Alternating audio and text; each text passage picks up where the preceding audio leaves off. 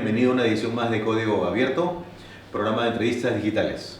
En esta oportunidad vamos a conversar con Marcela Trinidad, gerente de proyectos en Instituto Apoyo, una asociación civil comprometida desde hace una buena cantidad de años con el desarrollo de la educación en el país y, por supuesto, desde ese ángulo vinculada a cómo introducir toda la situación actual de revolución digital en este tema de alto impacto como es la educación. Bienvenido, Marcela. Gracias. Bueno, ya este año unos 30 años, Carlos, qué barbaridad, ¿no? Impresionante. Un montón de tiempo en un 2x3. Y con muchos resultados Sí. sobre los cuales podemos conversar también. Sí. Muy bien, entonces decíamos, Instituto Apoyo siempre ha estado vinculado a los temas de educación desde que empezó hace 30 años, y en los últimos años hemos sido testigos pues, de lo que llamamos la revolución digital o más ampliamente la cuarta revolución industrial, y que muchas veces es asociado a gobierno digital, es asociado a economía digital, pero en esta oportunidad nos parecía importante compartir ideas contigo sobre el ámbito de la ciudadanía digital, uno de cuyos ejes es precisamente la educación. Entonces, en el plano de la revolución digital, ¿qué está ocurriendo? ¿Qué impactos está teniendo sobre la educación? Fundamentalmente escolar, supongo que vamos a conversar, podemos ir más allá, pero sobre todo en educación escolar, ¿de qué manera está impactando la revolución digital en el ámbito de la educación? Bueno, el tema de transformación digital en realidad lo estamos viviendo en varios ámbitos, ¿no? Y en todos ámbitos tiene que ver con un cambio de la cultura de las personas. A veces uno piensa en digital como transferir lo que pasa en el entorno físico presencial a un entorno digital. Y eso no es necesariamente transformación digital, ¿no? La transformación digital viene también de la mano con lo que ha sido toda la etapa de Internet 1.0, 2.0, 3.0, que más bien apunta a no solamente tener una provisión de información a través de un entorno web o una plataforma digital, un CD, antes que te venían ¿te acuerdas de las enciclopedias en carta que te venían en un CD? Bueno, ya no es así, ¿no? Ni siquiera la música te viene en CD y ahora es Spotify. Entonces, ¿qué quiere decir esto? Que nuestra manera de interactuar está cambiando, ¿no? Y en educación, esta manera de interactuar está cambiando un poquito más lento porque es un entorno bastante tradicional. Entonces, ahora el Estado está proponiendo un tema de escuela digital que lo que busca precisamente es hacer este cambio cultural a través de capacitación docente, de implementación de infraestructura tecnológica, de conectividad y de ciudadanía digital, ¿no? Que está enfocado, por decirlo en términos generales, en una mejor interacción de las personas a través de un entorno digital, reduciendo en su máximo posible los riesgos cibernéticos a los que están expuestos los escolares, ¿no?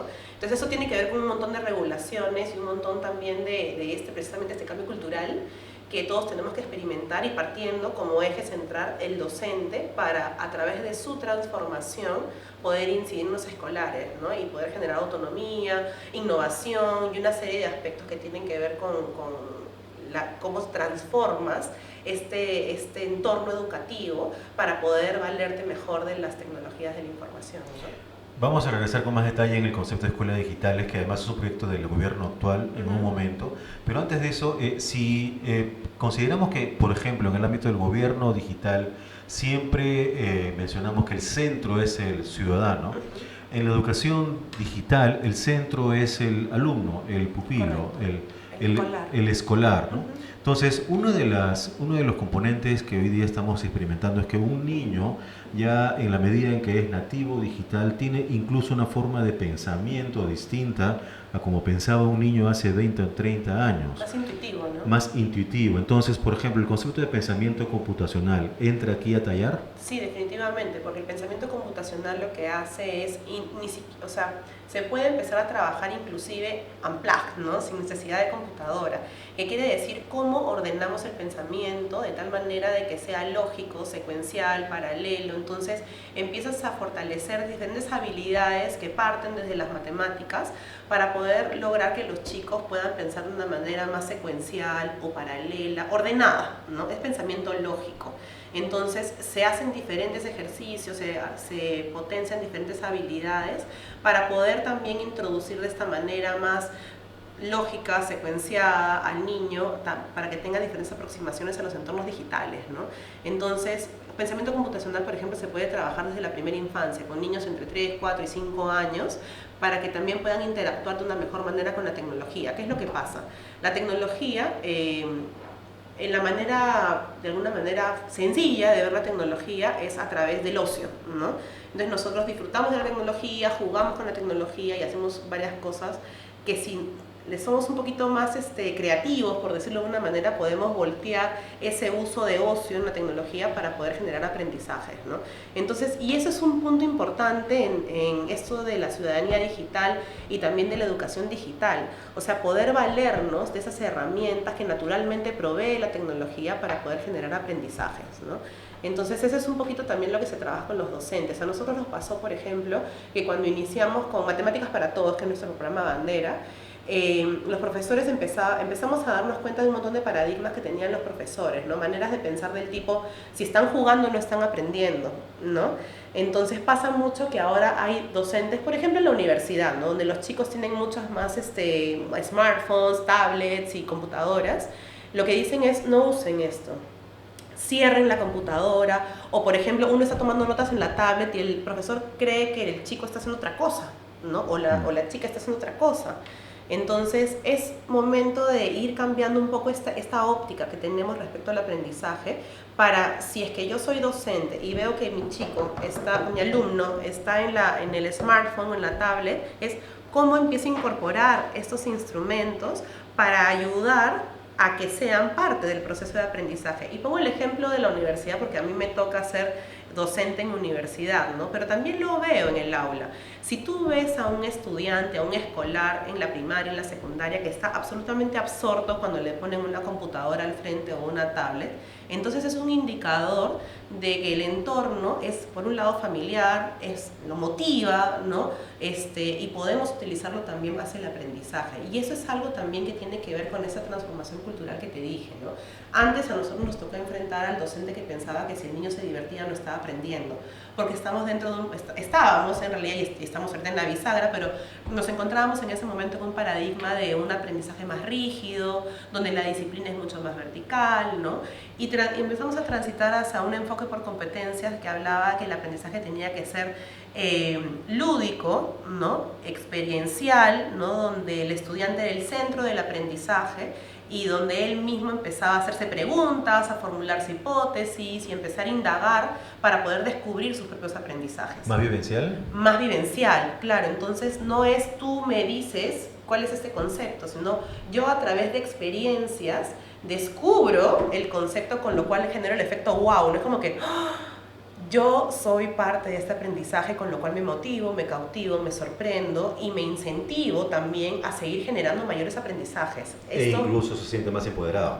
Exactamente. Como alumno, muchísimo como más parte de su proceso, ¿no? En ese sentido, la política pública, precisamente en este otro lado de la mesa, que ya no es el alumno, el escolar, sino el docente, con todos estos cambios en la esencia de la educación, la política pública en el país en los últimos años, ¿está avanzando en el sentido correcto? ¿Qué está ocurriendo exactamente? Muchísimo. El currículo en el 2016 cambió un enfoque por competencias, ¿no? Ahora, me parece fantástico que el currículo haya cambiado, pero ya cambió la política y cambiaron las personas, apenas cambió la política. Eso también es un tránsito, porque el aprendizaje se da a lo largo de la vida. Entonces estamos hablando de personas con una educación, una formación bastante tradicional. Miremos nuestra propia experiencia. O sea, yo estaba en el colegio y a mí me enseñaban concepto, título, concepto y la planilla de ejercicios, o repetir las letras un montón de veces, ¿no? Entonces, eso va la pregunta. La política pública, además del currículo, que es el contenido, el fondo en cuanto a la forma, ¿está siendo particularmente activo en la transformación cultural de los docentes en las escuelas? Cada vez más, sí, cada vez más, y lo estamos viendo por la manera, por ejemplo, cómo se está capacitando a los docentes, ¿no? Cómo se está generando la supervisión desde las instancias locales del Ministerio de Educación.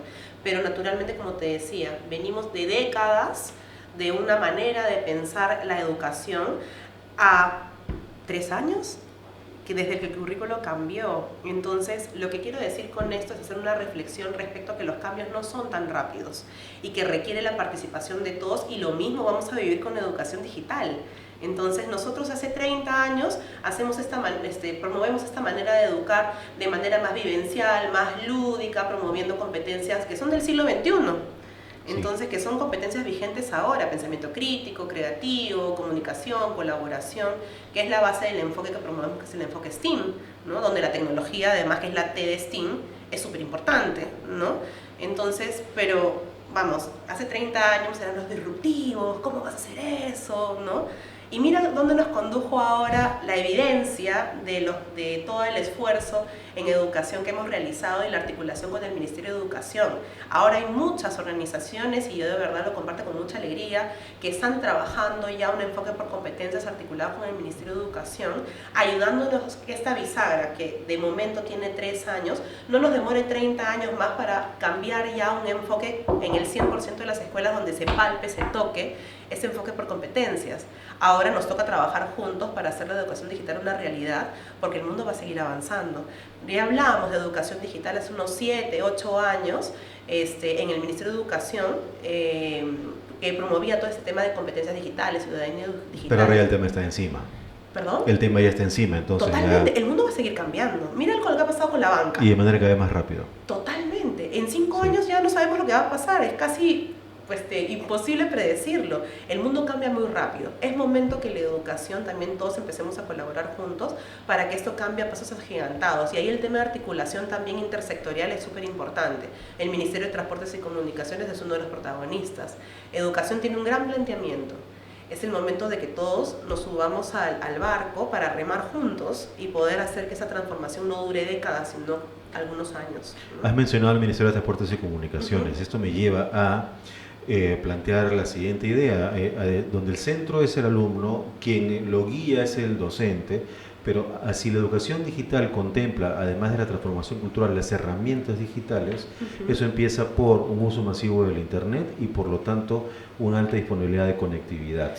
El país es un país que tiene una serie de complejidades y conectividad, mientras que en muchos países desarrollados, incluso en Sudamérica, es un tema cada vez más resuelto. En Perú todavía no. Dado que las escuelas deben llegar con un alto nivel de capilaridad a todo el país, ¿cómo sientes desde el sector de educación ese nivel de disponibilidad al Internet para que la educación signifique equidad? Sí, definitivamente lo que dices es muy cierto, ¿no? Todavía tenemos mucho pan por regalar en el tema de infraestructura y conectividad, ¿no? En este momento, por ejemplo, son aproximadamente 52.000 escuelas de la educación básica regular en el Perú, escuelas públicas, y de ellas el 3% tiene conectividad de 5 megas o un poquito más. Entonces, yo pienso también en mi propia experiencia. En mi casa, por ejemplo, tenemos 30 megas y se me cuelga el internet, ¿no? O sea, igual consumo muchos videos, estoy viendo mucha información, ¿no? Pero si queremos pensar un poquito en esta bisagra de la que te hablé, ¿no?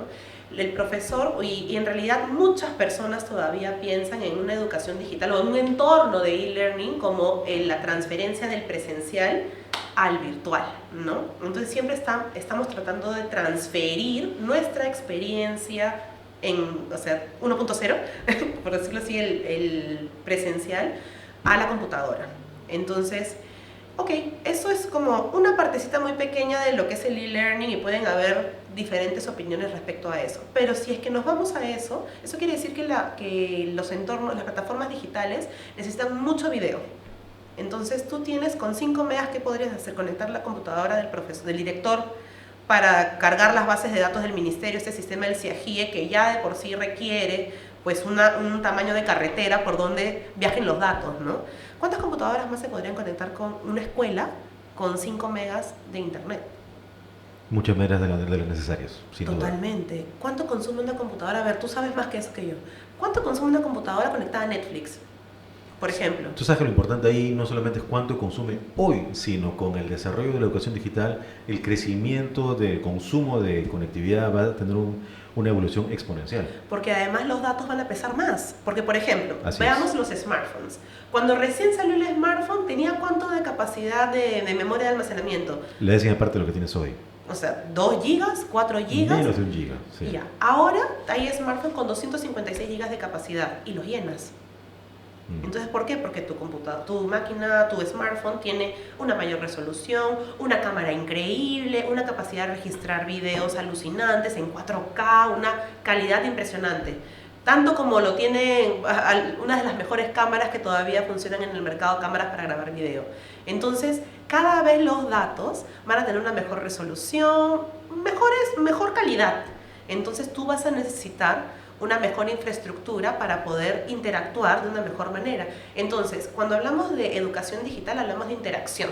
Entonces, lo que vemos hoy en día en las redes sociales, por decirlo de una manera, para hacer una analogía, para que todos entendamos, es la posibilidad de yo proveer información a una comunidad y que esa comunidad me provee información y de poder interactuar con diferentes usuarios. Es una cuestión de conectividad y de comunidad, ¿no? Entonces, ¿con cuántas personas yo podría interactuar si es que no tengo la velocidad suficiente de conexión, por un lado? Y si no tengo dónde conectarme, por otro lado. Entonces hay una brecha importante, por un lado de conectividad y también de dispositivos a través de los cuales puedo conectarme.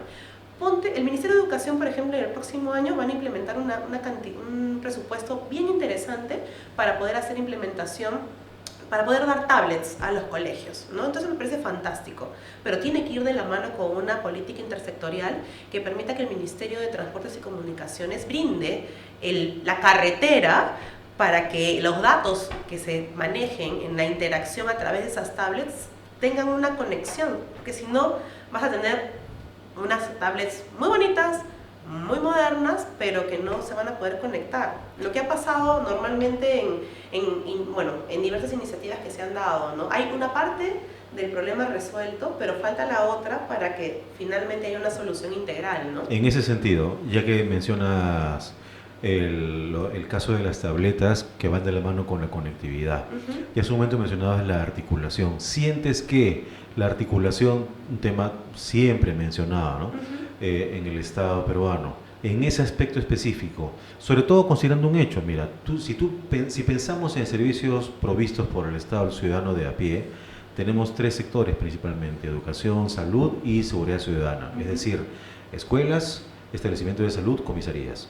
De los tres, lo que tú más tienes por lejos es escuelas públicas, ¿no? Entonces la conectividad no es un tema trivial, es un tema sustancial para la provisión de servicios del Estado, para un Estado cercano al ciudadano. Y además para una gestión digital del conocimiento por un lado, pero también una gestión administrativa, porque toda solución, como te dije hace un ratito, ¿no? Es importante que nosotros veamos de manera integral las soluciones. Por ejemplo, cuando se implementó el CIAGIE, que es el sistema informático del Ministerio de Educación a través de los cuales se generan las matrículas, el registro de notas de los estudiantes, ¿no? Por ejemplo, no sé si escuchaste hace algunos años que decían ya para que las personas, los escolares se puedan matricular en el CIAGIE necesitan su DNI, ¿no? Porque el DNI es el código único de cada ciudadano. Y esto fue posterior a toda esta campaña que hubo para que los menores de edad puedan tener también su DNI, ¿no? Entonces, los escolares tienen este código único, que es el número del DNI, para poder inscribirse en el CIAGIE, poder generar una matrícula, poder tener un acta de notas y poder hacerle el seguimiento también a ese escolar a qué colegio se fue, ¿no?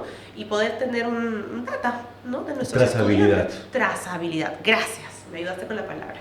Entonces, para poder tener trazabilidad de los estudiantes. El CIAGIE ha demorado años en ser adoptado por las escuelas, ¿no? El CIAGIE, si mal no recuerdo, salió en el 2012, ¿no? Y digamos que ahora tiene una alta efectividad, teniendo sus bemoles, porque cualquier sistema tiene, pues, un proceso también de adecuación y adopción, ¿no? Pero se hizo obligatorio porque si no los estudiantes no podían matricularse en el colegio. Entonces, hoy en día, por ejemplo, existen computadoras en las escuelas que solamente pueden conectarse al CIAGIE, o a veces el director tiene que irse a una cabina de internet para poder ingresar los datos de sus estudiantes. Entonces, ya solamente el CIAGIE de por sí, por este sistema de información, pues requiere también que se cambie alrededor un tema de infraestructura, un tema de conectividad, pero también de proceso interno dentro del Ministerio de Educación, para poder hacer lo que se necesita con esa información. Es decir, un enfoque 360. Exactamente. La solución tiene varios componentes. Totalmente. En ese sentido, hace 2 semanas tuvo lugar la segunda versión de CADE Digital, esta conferencia anual de ejecutivos, pero dedicado íntegramente durante un día a abordar temas digitales, y no a un nivel teórico, sino a un nivel bastante casuístico, es decir, cómo en diversos espacios de la sociedad ya empiezan a existir casos que sirven de referencia sobre el desarrollo digital del Perú. Ciertamente son pasos iniciales, ¿no? Pero ya es preferible que exista un espacio de esa naturaleza a que no exista. Totalmente. Como ocurría hasta hace poco. En ese sentido, una de las principales exposiciones estuvo a cargo de la ministra de Educación, Flor Pablo, y ella introdujo y presentó en sociedad el proyecto de escuelas digitales. Días después de que ya salió a nivel de una norma legal la conformación de un grupo de trabajo desde el Estado y precisamente con un alto nivel de articulación, por lo menos en teoría, para promover precisamente escuelas digitales, que incluye naturalmente este enfoque 360, que es la computadora, la conectividad, docentes digitalmente empoderados, también estudiantes que con un alto nivel de pensamiento digital, etcétera. ¿Cuál es la sensación que tienen ustedes sobre esta iniciativa? Nos parece una fantástica iniciativa porque precisamente aborda, como tú has dicho, ese tema 360, ¿no? De verdad lo vemos con mucha expectativa, ¿no? Porque va a ser bien importante ahí también la participación de la sociedad civil. En este momento parte del grupo de trabajo me parece que es Empresarios por la Educación e IPAE, ¿no? Lo cual es fantástico porque siempre es bueno tener pues este gen incorporado de personas que hacen también iniciativas en las escuelas públicas desde una perspectiva también privada, ¿no? O sea, esta sinergia público-privada. El grupo de trabajo va a enfocarse en diferentes desafíos que, como tú bien has dicho, incluye el enfoque desde el estudiante para que realmente, por ejemplo, no se tengan menores riesgos cibernéticos, que eso es súper importante. El enfoque también de capacitación de docentes, porque ahí los estudiantes muchas veces manejan mucho mejor la tecnología que sus docentes y eso los pone en una desventaja importante, ¿no? Entonces tenemos que aprender a incorporar al docente, que deje de tenerle sentir lejanía con la tecnología para que vea que también es un instrumento que puede utilizar en las clases y a través de eso generar pilotos que permitan ver, ok, ¿cuáles son las experiencias con docentes que se han alfabetizado digitalmente, desde saber usar el correo electrónico hasta poder interactuar de una manera óptima dentro de una plataforma digital? Y por otro lado también cómo piensan hacer el blended, ¿no? Es esa versión mixta entre lo que es la educación que ya conocemos, con un enfoque por competencias, claro está, con un mix con la educación digital, o sea, el uso de plataformas que permitan que el aprendizaje también se vaya generando o se vaya optimizando, ¿no? Gracias al uso de estas plataformas, ¿no? Por otro lado, el tema de infraestructura y conectividad, que también es súper importante y también súper tan relevante como todo eso, es el tema del ecosistema digital desde el Ministerio de Educación, para generar una corriente de gestión del conocimiento y aprendizajes digitalmente, pero también una gestión desde el Ministerio de Educación como ente rector de la educación que permita que hacia adentro también se pueda informatizar y digitalizar el conocimiento. Y la misma gestión, ¿no? La ministra habló de un UGEL digital. Exactamente, así que bueno, como te dije, tenemos mucha expectativa y vamos a mirar desde muy cerca también el proyecto para acompañarlo y también brindar el soporte que requiere el Ministerio de Educación. Nos ponemos a disposición. En ese sentido, más allá de la norma como tal o de la presentación conceptual del proyecto, ¿sientes que las condiciones están dadas para que pueda ser fructífera esta iniciativa en un horizonte de tiempo previsible? O en tu caso, ¿cuáles podrían ser esos factores de éxito necesarios para que puedan haber resultados concretos? Yo creo que es importante la participación del sector privado, ¿no? Entonces eso es clave porque además el sector privado se ha transformado digitalmente de una manera más rápida que el sector público y esa es una realidad, no es ni bueno ni malo, pero es una realidad que se puede aprovechar hacia el sector público también. Entonces, como te dije hace un momento, el tema de la banca, ¿no? La banca se ha informatizado y se ha digitalizado a pasos agigantados porque tienen una necesidad tangible, usuarios que cada vez son más digitales. ¿Cómo podemos aprovechar esa experiencia de éxito hacia el sector público, ¿no? Eso es clave. Y por otro lado, cuando tú me preguntas si existen o no las condiciones, yo creo más bien que las condiciones se van a ir generando en tanto todos tengamos una visión común. Y ahí el tema de la participación del Ministerio de Transportes y Comunicaciones muy articulado con el Ministerio de Educación es clave, sin dejar de lado el Ministerio de Trabajo, por ejemplo. Porque cualquier competencia digital que se genere en los estudiantes va a ir también directamente relacionado a lo que puedan hacer en un entorno laboral que también es muy cambiante y que va a tener desafíos que hoy no podemos prever. Podemos tener una idea de por dónde van a ir y tenemos que preparar a nuestros estudiantes en la flexibilidad y el pensamiento digital suficiente para que puedan hacer frente a los desafíos que aún no conocemos, pero son entornos de incertidumbre para los cuales tienen que estar preparados. Para lo cual finalmente el servicio de la educación sirve desde el punto de vista de la sociedad, clave, ¿no es cierto? Para preparar al escolar para su vida adulta. Sí, la escuela no puede estar atrasada. De acuerdo, siendo esto así, ustedes en Instituto Pollo lo mencionabas hace un momento muy rápido para ir redondeando las ideas. organizan cada año el foro, el seminario STEAM, Ujú. que es un acrónimo que recoge los conceptos de ciencia, tecnología, ingeniería, arte artes y matemáticas. Los servicios digitales, la educación digital es un tema que es incluido en este seminario. Totalmente. ¿Va adquiriendo cada vez más importancia? Sí, claro, nosotros estamos hablando de educación digital ya hace buen tiempo y cada vez cobra mayor importancia porque sí consideramos que la educación tiene que también estar a la vanguardia, ¿no? Entonces, en esa línea traemos experiencias de éxito también, por un lado para sensibilizar, pero también para darnos cuenta de cuáles son las cosas que están funcionando internacionalmente y que son viables de ser adaptadas a un entorno nacional, ¿no? Y a veces solamente tienen que ser más vistas, ¿no? Más conocidas, o sea, visibilizar esas experiencias que nos permitan ver, oye, es una realidad no tan alejada de la mía. Eso quiere decir que también es factible que lo haga aquí. ¿Qué hace falta? Y poder analizar esos aspectos que son necesarios para hacer este sueño realidad, ¿no?